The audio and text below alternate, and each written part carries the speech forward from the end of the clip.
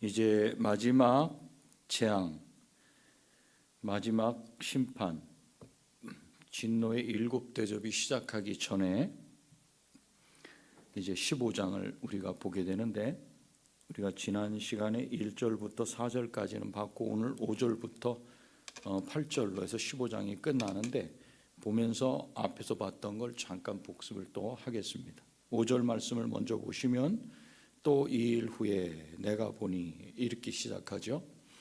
15장에 보시면 1절에도 또 하늘에 크고 이상한 다른 이적을 보매 이렇게 되어 있어요. 이게 내가 보매, 그러면 그 보는 것과 그 다음에 또 다시 보매, 그러면 그 보는 것, 그게 상황이 각기 달라지는 그런 거예요. 그러니까 전환되는 거예요. 장면이 이 장면에서 저 장면으로 전환될 때 요한이 쓰는 기법이 뭐냐면 내가 보니 또는 내가 보매. 1절에서도 2절에서도 보면 내가 보니 이렇게 되어 있죠. 그래서 15장 1절에서 내가 보니와 15장 2절에서 내가 보니의 이 장면이 서로 다른 장면이에요. 그리고 5절에서도 또 보니까 또 2일 후에 내가 보니라는 표현을 써가지고 이제 그 보는 장면이 바뀌어지는 것을 말씀하고 있어요. 1절에서는 7천사가 7재앙을 가졌다. 그리고 그것이 마지막 재앙이다. 그리고 하나님의 진노가 이제 이것으로 마치리로다 이렇게 했거든요. 그러면 그 다음에 나와야 되는 게 뭐냐면, 그러면 그 7천사가 7재앙을 가진 그 진노가 어떻게 진행되는지가 나와야 맞아요. 그죠? 근데 그게 어디에 나오냐면 그 5절로 바로 연결이 돼야 맞는 건데, 지금 보니까 2절과 4절이 그 사이에 삽입되어 끼어 있다는 거예요. 그리고 5절에서는 이 일 후에 이렇게 돼 있는데, 이 일 후에란 말은 이 2절부터 4절까지에 있는 일들 후에 이런 뜻이니까, 사실은 이 일 후에가 아니라 이것들 후에라고 번역하는 것이 바른 번역이에요. 그러니까 이것들이 뭐였냐? 2절에 보니까 이제 그 불이 섞인 유리바다 같은 것이 있고, 그곳에서 하나님의 검은 고를 가지고 같은 것이 있고, 짐승과 그의 우상과 그의 이름의 수를 이기고 벗어난 자들이 유리바닷가에 서서 하나님의 검은 고를 가지고 하나님의 종 모세의 노래, 어린 양의 노래를 부른다 그랬던 것. 그 모세의 노래를 부르고 어린 양의 노래를 부른 그것들 후에, 그것이 이제 5절에서 시작되는 말이에요. 그러니까 7대접 재앙이 시작하기 이전에 그 전의 상황을 잠시 말해주는 게 2절부터 4절까지 나타나요. 그런데 우리가 5절에서 살펴봐야 될 것이 뭐냐면, 5절에 나오는 내용 중에 하늘의 증거 장막의 성전이 여기 나와요. 그러면 하늘의 증거 장막의 성전이다. 그러면 우리가 계시록을 읽을 때, 그러면 하늘의 증거 장막의 성전이 그 하늘에 있구나 이렇게 봐야 되는, 실제로 봐야 되는 건지, 아니면 이것을 상징으로 봐야 되는 건지, 이 부분을 우리가 항상 이렇게 계속 체크를 하고 있지 않습니까? 그런데 이것은 요한이 환상 중에 본 것이기 때문에 상징적인 표현으로 봐야 맞습니다. 그렇다면 증거 장막의 성전이라는 것을 어떻게 이해하고 우리는 받아들여야 할까? 여기서 증거 장막의 성전, 증거 장막, 이것은 곧 성전으로 해석이 될 수 있어요. 증거 장막 자체를 성전으로 해석을 할 수 있어요. 그러니까 성전 앞에 증거 장막의 이렇게 붙어 있잖아요. 그래서 이것은 증거 장막과 성전이 다른 게 아니라 성전으로 해석할 수 있다. 그렇다면 우리가 성전으로 보겠다, 이걸 성전으로 이해하고, 요한이 지금 7천사가 나오고 있는 곳을 성전으로만 딱 언급해도 되는 걸 굳이 증거의 장막이란 표현까지 사용해서 보다 자세하게 묘사하는 이유는 도대체 무엇일까? 그것은 7재앙을 가진 7천사가 나타나는 것이 증거의 장막과 특별한 관계가 있다는 것을 보여줘요. 구약을 배경으로 하는데, 민수기 17장 7절이나 18장 2절에 보면 이스라엘이 광야 생활 동안, 그 광야 생활 동안에 있었던 그 장막, 그 장막을 증거의 장막으로 이렇게 불렀어요. 그것은 모세가 시내산에서 하나님으로부터 직접 받은 두 증거판, 두 돌판이 거기에 간직되어 있었기 때문에 그래요. 그러므로 성전을 증거 장막이라고 표현한 것은 마치 십계명의 두 증거판이 하나님의 말씀이라는 사실을 암시하는 것처럼 일곱 천사가 가진 일곱 재앙이 하나님의 말씀이 그대로 이루어진 말씀의 성취임을 암시하는 말입니다. 그리고 하늘의 증거 장막의 성전이 열리며라고 했어요. 열린다. 이것은 수동으로 쓴 거예요. 수동. 그러니까 열려진 거예요. 저절로 그냥 탁 열린 게 아니라 열려진 건데 누가 열었느냐? 하나님께서 성전을 여셨다는 의미로 열리며 이렇게 쓰였어요. 그래서 이것은 일곱 천사가 가진 일곱 재앙이 하나님으로부터 비롯되었음을 암시해 줘요. 왜 이것이 중요하느냐? 왜 이걸 꼭 기억해야 되느냐? 이 진노, 이 마지막 재앙, 지금의 심판은 누구로부터 시작돼서 누가 결말 짓는지를 분명히 알고 있어야 돼요.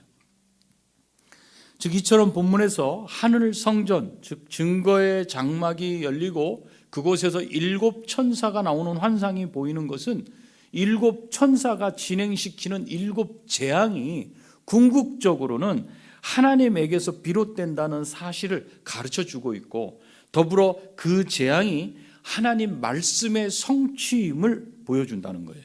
그렇기 때문에 하나님께서는 종말 사건을 진행시키는 데 있어서 이미 계시하신 말씀대로 그대로 진행시키시는 신실하신 분이심을 깨닫게 합니다. 하나님은 그 약속하신 대로 말씀하신 대로 그대로 진행시키신다는 걸 지금 이렇게 성전이라는 표현을 통해서도 또 설명해요. 그렇기 때문에 우리는 신자는 종말이 반드시 말씀대로 도적같이 임할 것임을 우리는 알고 우리는 종말을 대비해서 이 땅에서 어떤 삶을 살아야 되는가? 거룩한 삶을 살겠다고 우리는 결단을 또 하게 되는 거예요. 이 말씀을 보면서 그냥 그렇게 살면 안 되겠다. 그리고 6절에 넘어가니까 이제 일곱 재앙을 가진 일곱 천사가 성전으로부터 나와 맑고 빛난 세마포 옷을 입고 가슴에 금띠를 띠고 이렇게 되어 있어요. 그렇기 때문에 일곱 재앙을 가진 일곱 천사가 성전으로부터 나왔다고 말하는 것은 하나님의 번세를 위임받은 천사라는 것을 보여줘요. 그냥 아무 천사가 막 나와서 이 일곱 재앙 이 심판을 막 진행하는 게 아니라 하나님으로부터 권세를 받은 위임을 받은 자다. 이것은 또한 하나님의 재앙이다. 이 의미를 거기다 내포하고 있어요. 그렇기 때문에 이제 16장에 가면 이제 거기에 일곱 대접 재앙이 나오는데 이것은 우연에 의한 그런 재앙이 아니라는 거예요. 지금 우리가 보면 세상 가운데 일어나고 있는 그런 어떤 재앙들을 보면서 자연스러운 변화, 우리 인류가 뭔가를 이렇게 잘못해가지고 이상기온 현상이 나타나고 그것을 어떻게든지 막아보면 좀 더 버틸 수 있는 것 같고 그렇지만 그렇다고 우리 잘못이 없는 건 아니죠. 그렇지만 그것은 자연스러운 변화에 따른 재난 같지만 사실은 하나님께서 다 운영하시는 하나님의 섭리, 그 모든 재앙의 배후에 하나님의 개입이 있다는 사실, 하나님의 심판에 따른 종말론적인 재앙이라는 것을 우리는 반드시 볼 수 있어야 돼요. 아울러 요한은 일곱 천사의 기원을 밝힌 후에 그들의 모습을 어떻게 묘사하고 있어요? 맑고 빛난 세마포 옷을 입고 가슴에 금띠를 띠고 이렇게. 이건 어디서 많이 들어봤어요? 어디서 봤냐면 일곱 교회, 요한이 아시아에 있는 일곱 교회에 보내는 편지를 언급하기 전에 요한이 봤던 승리하신 예수 그리스도의 모습이에요.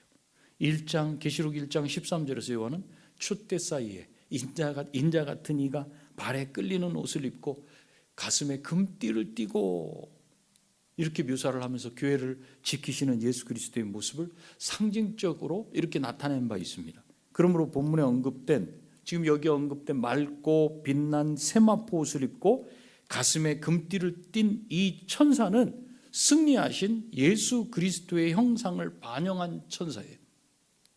동시에 천사들의 이런 모습은 또한 제사장의 이미지를 그대로 드러내요. 사실 세마포는 구약 제사장의 복장이고 그때도 구약 대제사장들은 세마포 위에 금띠를 착용했어요. 이것은 일곱 천사가 하나님으로부터 보냄을 받아 그의 사역을 대행하는 존재라는 것을 보여줘요. 그리고 7절에 내 생물 중에 하나가 영원토록 살아계신 하나님의 진노를 가득히 담은 금대접 일곱을 그 일곱 천사들에게 주니, 이렇게 말씀하죠. 이미 1절에서 일곱 천사가 일곱 재앙을 가졌다고 말씀하셨는데 다시 7절에서는 내 생물 중에 하나가 일곱 천사에게 하나님의 진노를 가득히 담은 금대접 일곱을 주었다고 말씀하고 있어요. 그러니까 이거는 시간적인 순서에 의해서 쓰여지지 않았다는 걸 보여줘요. 1절에서는 그들의 임무가 무엇인지를 보여줬어요. 일곱 대접을 가지고 이제 일곱 재앙을 시행해야 되는 존재들이에요. 그런데 그 일곱 재앙을 시행해야 될 그들이 가진 대접에 뭐가 들어있는가? 그것을 그 일을 위해서 어떤 도구가 쓰여지는지를 지금 7절에서 설명해 줘요. 근데 여기서 우리가 생각해야 될 건 내 생물 중에 하나가 살아계신 하나님의 진노를 가득히 담은 금대접 일곱을 그 일곱 천사에게 주었다는 걸 우리가 생각해야 돼요. 이 내 생물은 이미 계시록 4장에서 창조주 하나님을 찬양하는 피조물 전체의 상징, 사라는 의미에서 상징으로 언급됐어요. 숫자 4가 온 세상 전체, 완전을 의미하는 그런 피조물의 수라는 점에서 계시록 16장 이제 진행될 1절에서 9절에 나타나는 이 대접 심판이 땅, 바다, 하늘, 피조세계 전체를 향하고 있는 것과 관련이 있는 것입니다. 그렇지만 요한은 네 생물 가운데 하나가 일곱 천사에게 일곱 대접을 주는 이런 사건이 하나님을 보좌하고 찬양하는 존재인 네 생물에 의해서 이루어지고 다름 아닌 이게 바로 천상에서 발생하고 있는 것에 이 요한은 지금 주목하고 있어요. 말하자면 이는 일곱 대접 재앙이 완전한 하나님의 허락에 의한 결정이다라는 것을 우리가 볼 수 있어요. 이 네 생물 중에 하나가 일곱 천사에게 준 것은 영원토록 살아계신 하나님의 진노를 가득히 담은 금대접 일곱이었습니다. 여기서 하나님의 진노를 담고 있는 그 금대접의 수가 일곱이라는 사실은 7이 완전수를 상징한다는 것을 염두에 둔다면 하나님의 진노의 수준이 어느 정도인지를 우리가 가늠할 수 있어요. 어느 정도로 하나님이 진노하시는가? 7. 더할 수도 없고 뺄 수도 없는 완전하게 하나님의 진노가 폭발하는 수준까지 가 있다는 거예요. 그것은 마지막 재앙으로서 하나님의 진노가 이렇게 진노하시고도 또 뭔가 남아서 더 진노하실 게 없을 정도로 충분한 것을 보여줘요. 그런데 여기에 언급된 이 대접이라고 번역된 단어는 요한계시록 5장 8절에서 우리가 이미 봤던 기도의 향을 담는 그 단어와 같아요. 5장 8절에 그 두루마리를 취하심에 네 생물과 24장로들이 그 어린 양 앞에 엎드려 각각 검은고와 향이 가득한 금대접을 가졌으니, 그랬죠? 이 향은 성도의 기도들이라. 이것은 하나님의 종말론적인 그 심판이 하나님의 말씀대로 이루어진다 그랬어요. 하나님의 구속사 또 섭리에 의해서 이 심판은 진행돼요. 그런데 동시에 이 대접을, 금대접을 우리가 보면 동시에 성도들의 기도와 긴밀하게 연결되어 있다는 것을 확인할 수 있어요. 즉 하나님의 종말론적인 심판은 성도들의 기도에 대한 응답으로서 나타난다는 것을 말해줍니다. 이것을 보면 아무것도 이룰 수 없어 보이고 그저 내가 하는 한마디 하나님께 지금 이 세상을 향해서 지금 우리가 당하는 어려움을 향해서 교회의 아픔을 놓고 눈물로 그 울부짖는 그 기도 하나가 도대체 그 연약해 보이고 아무것도 아닌 것 같지만 그 기도가 최후에 임할 종말론적 심판을 가져온다는 그 사실을 우리에게 보여줘요. 그것은 이 편지를 받다 읽는 7 교회의 성도들이 현재의 핍박, 고난, 유혹과 환난에 시달리면서 오늘 죽을지 내일 어떻게 될지 모르는 그 성도들에게는 분명한 소망의 메시지가 아닐 수 없어요. 그럼 무엇을 할 수밖에 없어요. 계시록을 읽게 되면 그러면 종말을 생각하죠. 동시에 기도를 할 수밖에 없어요.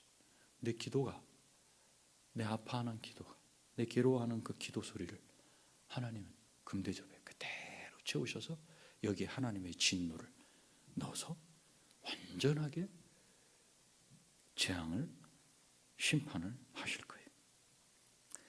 그리고 8절에 보니까 하나님의 영광과 능력으로 말미암아 성전의 연기가 가득 차매 7 천사의 7 재앙이 마치기까지는 성전에 등이 들어갈 자가 없더라.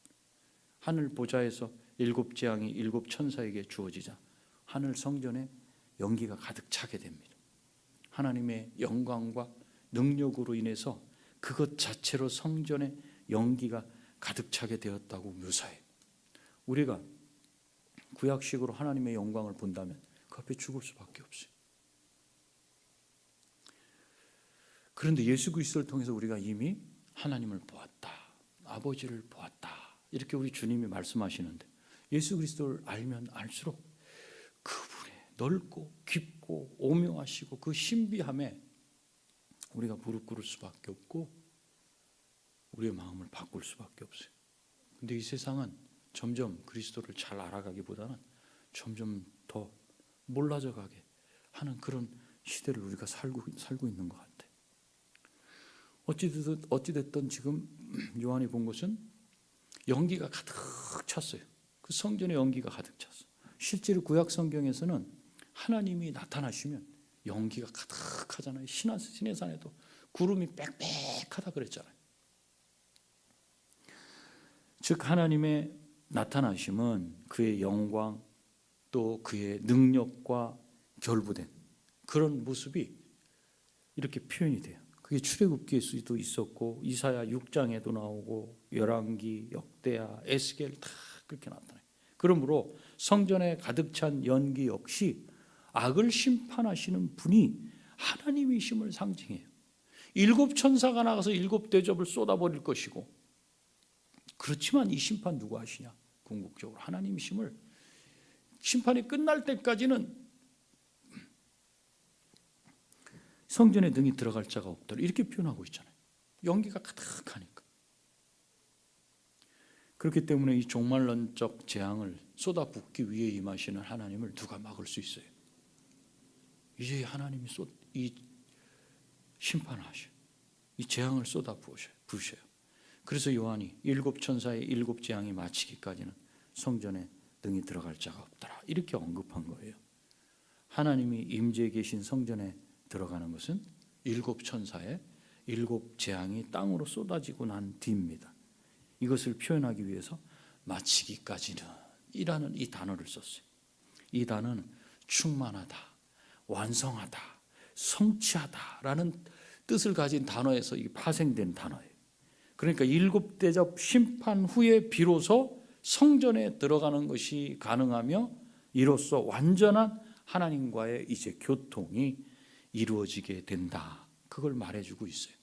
그래서 요한계시록 21장 3절에는 이렇게 표현하죠. 보라, 하나님의 장막이 사람들과 함께 있으며, 이 사람들이 누구예요?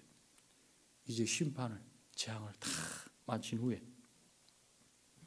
하나님 이 땅 가운데서 예수 그리스도를 믿느라고 고난당하고 핍박당하고 순교하고 그렇게 하나님 자녀된 자들, 그들이잖아요. 그러니까 하나님의 장막이 사람들과 함께 있음에 하나님이 저희와 함께 거하시리니 저희는 하나님의 백성이 되고 하나님은 친히 저희와 함께 계셔서, 구약에서 이스라엘 백성들하고 시내산에서 약조하셨던 그대로 그렇게 표현하는 거예요.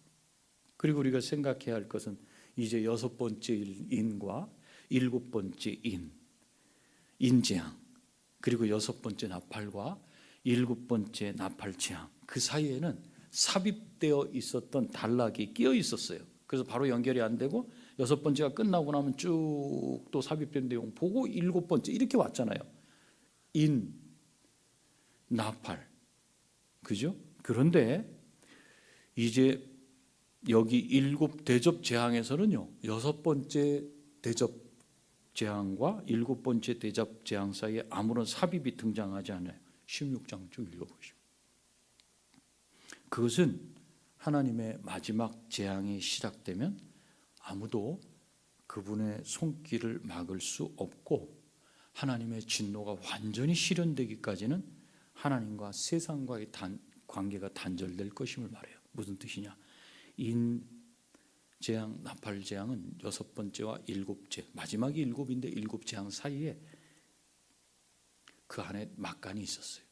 그 사이에 삽입된 게 있었어요. 거기서 하나님 앞에 회개하고 돌아올 수 있는 사람은 돌아오고 하는 그 과정이 있었다고요. 그러나 나팔 마지막 대접 재앙에는 그게 중간에 끼질 않아요. 삽입이 안 돼요. 여기서는 이제 더 이상은 기회가 없다는 걸 보여줘요. 그래서 이 마지막 재앙은 누구도 막을 수 없고 또 뭔가가 끼어들어서 늦춰지지도 않는다는 걸 보여줘요. 그래서 1절에 하나님의 마지막 진노, 그래서 1절에서 그렇게 표현한 거예요. 곧 마지막 재앙이라 하나님의 진노가 이것으로 마치리로다, 이렇게 표현한 거예요. 그러면 이 진노의 대상이 누구냐? 그리스도인도 이 진노의 대상에 포함됩니까? 포함되지 않아요. 왜냐? 지금 15장 1절에서 하나님의 진노가 이것으로 마치리로다 하고 바로 이 진노가 시작되는 것이 아니라 2절부터 4절까지 끼어있는 내용이 있다 그랬어요. 그 안에 뭐가 끼어있어요? 모세의 노래를 하는 사람들, 어린 양의 노래를 하는 사람들 있어요. 누구예요? 구원받은 백성들이에요. 구원받은 하나님의 백성들. 더 분명하게 보자면 요한계시록 16장 10절에서 21절을 보면 7 대접 재앙은 그리스도를 대적하는 온 세상에 대한 것입니다. 그런데 더 구체적으로는 사탄을 상징하는 그 심판 대상이 사탄을 상징하는 붉은 용과 그 사단의 하수인들, 부하들로서 적그리스도와 거짓 선지자를 상징하는 두 짐승, 그리고 그렇게 이루어진 그들의 나라를 말하고 있습니다. 말하자면 이제 총체적인 악의 세력에 대한, 이 부분적으로 악한 것을 제거하는 그런 심판이 아니에요. 총체적인 악의 세력, 사단과 그의 부하들, 적그리스도, 거짓 선지자, 이들을 다 심판하겠다는 것을 예고하고 있어요. 이게 오늘 본문이에요. 그렇다면 오늘 본문을 통해서 우리가 알 수 있는 게 뭔가? 마지막 날의 심판은 하나님의 계획과 섭리에 의해서 정확한 시간에 정확하게 진행될 것입니다. 그렇다면 오고 오는 세상의 역사 속에 하나님의 계획과 섭리와 관계없는 우연은 있을 수 없다는 것을 우리는 분명하게 인정해야 합니다.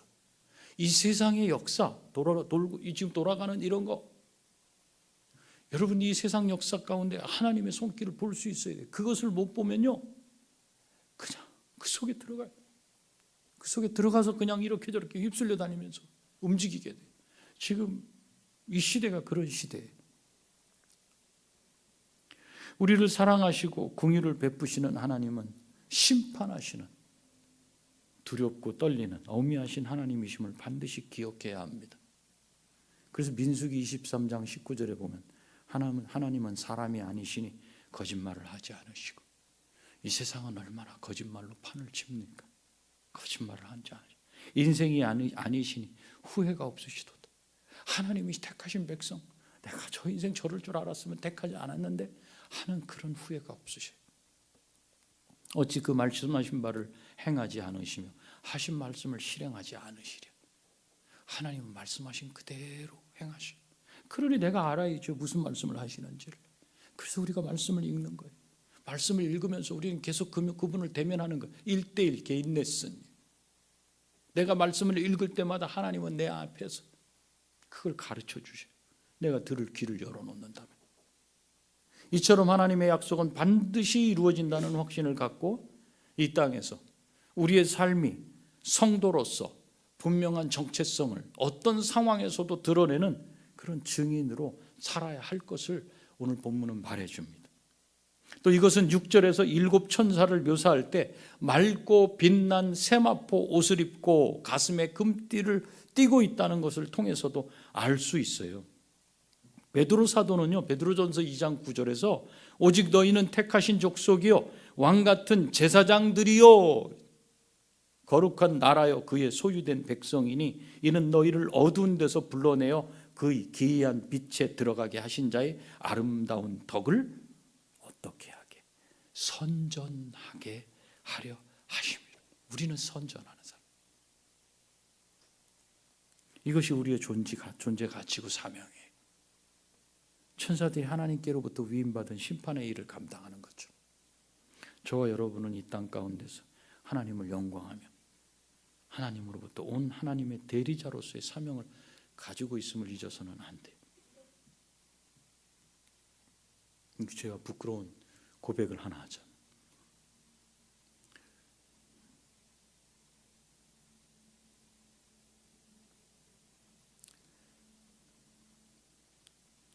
우리 막내 찜닭을 좋아해요.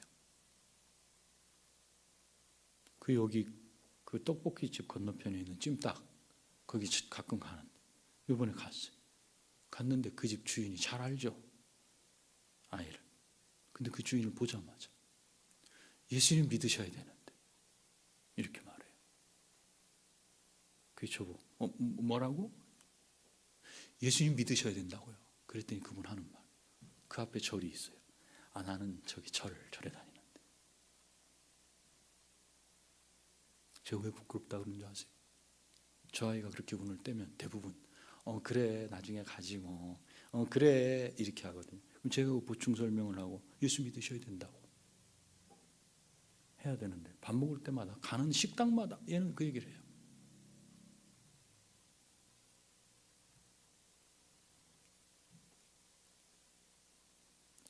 하나님께서 저한테 전석을 통해서 그걸 계속 주시는 것 같아요.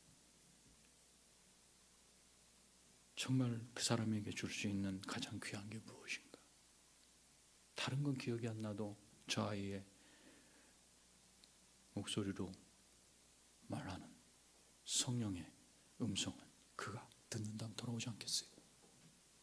뭐 여러 마디 안 하잖아요. 뭐 책을 놓고도 얘기 안 해요. 예수 믿으셔야 돼요. 천국 가셔야 되는데 이 한마디 종말이 점점점 이제 마지막에 가까운다는 것을 우리가 안다면 우리는 그 말을 할 수 있어야 돼요. 그 말을 하기 위해서 우리의 행동을 조심해야 되고 우리의 말을 조심해야 되고 우리의 마음 씀씀이를 조심해야 돼요. 왜요? 그 사람의 유익을 위해서 그를 살려야 되기 때문에. 그래서 사도 바울은 나의 달려갈 길과 주 예수께 받은 사명 곧 하나님의 은혜의 복음 증거하는 일을 마치려 하면 나의 생명을 조금 더 귀한 것으로 여기지 아니하노라. 이렇게 분명히 성도가 가야 될 그 길을 우리에게 제시했어요. 이제 우리는 하나님의 진노의 날을 위해서 기도해야 합니다. 7 천사가 네 생물 중에 하나로부터 금대접을 받았어요. 그 금대접 안에 무엇이 담겨져 있겠어요?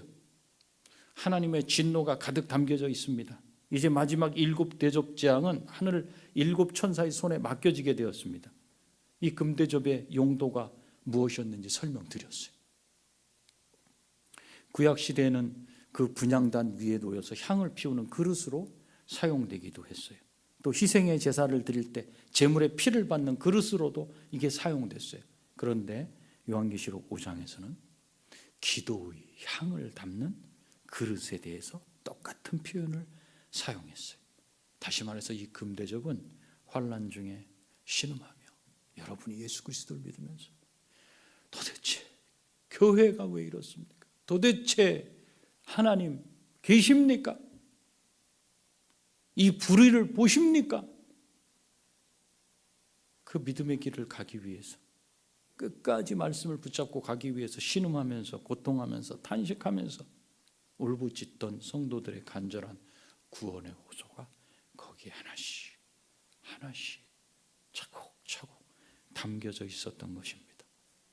결국 하나님이 내리신 재앙이 가득 담긴 그 대접과 성도들의 기도의 향이 가득 담긴 대접, 이것은 아주 긴밀하게 연결되어 있다고 볼 수 있어요. 그러니 하나님은 성도들이 간절히 하나님께 호소한 기도를 모두 들으시고 그 기도에 대한 구체적이고 정확한 응답의 표시로서 그 기도가 담겨져 있던 금대접에 하나님께서 뜻하신 재앙들을 담아서 7 천사들에게 전하셨던 것. 그렇다면 이것이 우리에게 무엇을 가르쳐 줍니까? 하나님께서는 자기 백성이 고난 중에 울부짖는 탄식과 흘리는 눈물을 결코 외면하지 않으시고 그 기도와 눈물, 그 한숨과 슬픔, 아픔에 반드시 응답한다는 사실입니다. 이 사실을 한 시편 기자는 시편 50편 15절에서 환난 날에 나를 부르라. 내가 너를 건지리니 내가 나를 영화롭게 하리로다. 지금 당장 이루어지지 않기 때문에 아무것도 안 되고 있는 것 같지만 하나님은 반드시 갚으신다는 것. 이렇게 하나님이 신실하신 분임을 시편 기자가 알았던 거예요. 그러니 이렇게 고백할 수 있었던 거예요. 저와 여러분이 견디고 참고 눈물로 하나님 앞에 간구할 수 있는 것은 이 하나님의 신실하심을 알고 있기 때문에 그런 것입니다. 이 하나님은 역사가 흐르는 동안 한 번도 자기 백성을 실망시키신 적이 없어요. 그렇기 때문에 하나님의 이 신실하신 약속은 오늘 저와 여러분에게도 동일하게 임하고 있다는 사실을 기억해야 됩니다. 그리고 성도들의 기도는 이 세상에 하나님의 공의와 진노를 최종적으로 가져오게 하는, 이 불의가 완전히 사라지게 하는 도구가 된다는 사실을 알아야 됩니다. 우리가 드리는 그 기도, 그것을 하나님께서는 심판을 행하시는데 기쁘시게 사용하신다는 것을 우리가 알아야 됩니다. 그래서 우리는 기도해야 합니다.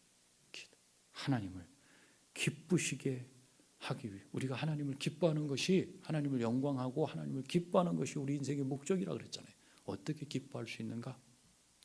데살로니가전서 5장에 있는 것처럼 항상 기뻐하라, 이렇게 먼저 나오죠. 그 다음에 뭐예요? 쉬지 말고 기도하라. 항상 기뻐할 수 있으려면 그것은 기도하는 것으로 이루어진다. 쉬지 말고는 내 기도의 장소를 정해라. 내 기도의 시간을 정해라. 우리가 오고 가면서 기도 안 할 때 없어요. 다 기도하잖아요. 그럼에도 불구하고 나만의 조용한 기도 시간을 정해라. 그것으로 하나님 기뻐하는 것. 이 땅에 천국을 이루려고 하지 마시고 공의로우신 하나님께서 이 불의한 세상을 심판해 주십시오 라고 그렇게 기도해야 돼. 그러면서도 자비를 베풀어 달라고 기도해야 돼. 왜요? 불의하고 악한 자들이라 할지라도 그들이 돌아와야 되지 않겠어요? 그들 가운데 돌아올 자, 회개할 자가 있다 그랬잖아요. 그들이 구원을 얻어야 되기 때문에 그래요. 그래서 기도하는 거예요. 내 원수 갚아주십시오. 내 아픈 속상한 거 이것만 갚아주십시오. 이런 기도만 하겠어요 우리가? 그건 아니죠. 괜찮습니다. 그 기도로 한번 쭉 가보세요. 가다 보면 불쌍히 여겨져요. 그 영혼이. 그럼 하나님 불쌍히 여겨주십시오. 이렇게 기도를 하게 될 거예요. 그래서 우리는 평안하든지 고난을 당하든지 어느 때라도 하나님께 기도하기를 잊지 말아야 합니다. 그것이 하나님을 영광하며 하나님을 기뻐하는 일입니다. 또한 이제 오늘 말씀을 통해 보니까 더는 기회가 없어요. 그래서 우리는 깨어 있어야 돼요. 베드로 사도는 만물의 마지막이 가까웠으니 2000년 전에 이랬어요. 그러므로 너희는 정신을 차리고 근신하여 즉 깨어 있어서 기도하라. 베드로전서 4장 7절에서 이렇게 권면해요. 우리는 지금 깨어 있어야 돼요. 아무도 막을 수 없는 하나님의 심판, 자기 백성을 구원하시고 악의 세력을 심판하시는 하나님은 언제나 의로우십니다. 이 세상에서 일어나고 있는 온갖 재앙을 통해 우리는 생각해야 됩니다. 하나님께서 자연재해, 또 전쟁, 우리는 하나님께 이런 것들 바라보면서 주님 더 일어나지 않게 해주십시오 기도하는 것이 맞습니다. 그러나 하나님께서 징계의 의미로 주시는 재앙까지 막을 수 있거나 하나님을 불공평한 분이라고 불평할 수는 없습니다.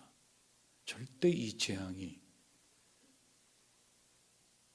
이상기온, 자연재해, 사람들의 이기적인 욕심 때문에 라고만 생각하면 하나님의 섭리를 잘 모르는 겁니다.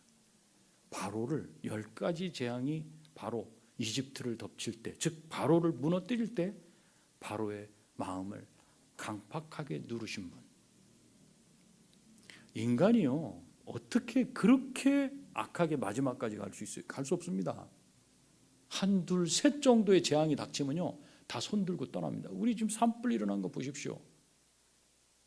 비가 안 와버리고 바람이 더 세차게 불어서 그게 온 산맥을 다 탔다 태웠다고 한번 해보세요. 어떻게 됐을 것 같아요? 그런 걸 보면서 우리는 생각해야 돼요. 하나님의 은혜가 임하지 않으면 아무것도 할 수 없다. 온 산에 불이 붙으면 헬기 몇 대를 띄워갖고 할 수 있겠어요? 없어요. 그래서 이런 재앙들이 일어날 때 하나님을 두려워하는 그리스도인들이 돼야 돼요. 정신을 차려야 돼요. 우리는 하나님 앞에서 하나님의 법을 따르면서 이제 오실 주님을 준비하는 것 외에는 할 수 있는 일이 없어요. 더 겸손하고 더 낮아지고 환난 중에도 고난 중에도 슬픔 중에도 하나님의 말씀이 다스리시는 천국의 삶을 이 땅 가운데서 살아내야 할 책임이 있는 자들입니다. 불신자들과 같이 똑같이 불평하고 똑같이 투덜대고 똑같이 시기하고 똑같이 질투하고 똑같이 미워하고 다투는 삶으로 구원받은 우리의 가치를 하락시켜서는 안 됩니다. 그러면 하나님께서 또 어떤 재앙으로 우리한테 정신 바짝 차리라고 하실지 몰라요. 다시 오실 주님을 기다리면서 우리 자신을 정결케 하고 예수 그리스도를 날마다 닮아가는 그런 삶이 다 되시기를 바랍니다. 기도하시겠습니다. 주님, 우리의 삶이 참으로 고단합니다. 벌어먹고 살기도 고단하고 나라의 경제나 국제 정세나 온통 어느 것 하나 화물 놓을 수 없습니다. 강대국들은 이런저런 조건들을 가지고 약소국들을 얽매이려고 하고 군사 강국들은 바다로 하늘로 그들의 영역을 넓히려고 꼼수를 부리고 있습니다. 언제 어느 때 이 나라가 어느 나라에 점령을 당할지도 알 수 없는 참으로 그런 위험천만한 시대를 살아갑니다. 주님, 그리스도인들이 근신하여 즉 깨어있어 정신을 차리고 기도할 수 있도록 도와주시옵소서. 주님의 종말의 때가 점점 가까워온다는 사실을 기억하고 우리에게 주신 시간을 사람을 살리는 일에 헌신할 수 있도록 우리 생각을 다듬고 말을 다듬고 우리의 행동을 단정케 하는 그런 우리가 다 될 수 있도록 은혜 베풀어 주시옵소서. 예수님의 존귀하신 이름으로 기도하옵나이다. 아멘. 하늘에 계신 우리 아버지여, 이름이 거룩히 여김을 받으시오며 나라가 임하시오며 뜻이 하늘에서 이루어진 것 같이 땅에서도 이루어지이다. 오늘 우리에게 일용할 양식을 주시옵고 우리가 우리에게 죄 지은 자를 사하여 준 것 같이 우리 죄를 사하여 주시옵고 우리를 시험에 들게 하지 마시옵고 다만 악에서 구하시옵소서. 나라와 권세와 영광이 아버지께 영원히 있사옵나이다.